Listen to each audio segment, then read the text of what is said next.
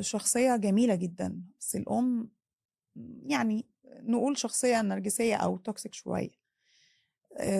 فهي حاسة إن حياتها كلّها البنت كبرت واتجوّزت وليها حياتها وليها أسرتها، بس واقعة تحت نفس التأثير، حياتها واقفة، رغم إنه خلاص أنا بقى ليّا الأسرة الصغيّرة بتاعتي وليّا في factors تانية كتير، في عوامل تانية حواليّا كتير غير الأم، بس ما زال الpeak عندي تأثير الأم والإيذاء.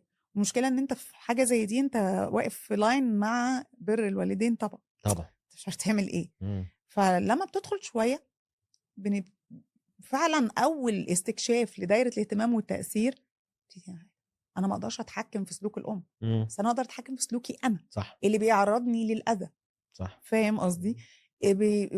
فأول ما البنت بدأت تستوعب ده وأنا حقيقي الدنيا اختلفت، فرق السما والأرض زي ما بيقولوا.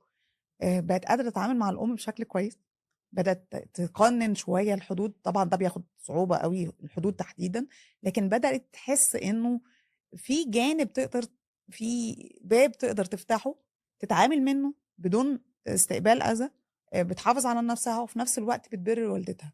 حلو. حقيقي الcoaching هنا بيبقى سحر بقى، ييجي لك الfeedback إنه أنا حياتي اختلفت، quality الحياة نفسها اختلفت. إمم.